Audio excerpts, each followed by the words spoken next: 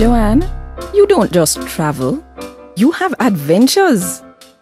This comment was made by a colleague after hearing about the dissolving of every stitch of clothing I had taken with me to a 5-day workshop.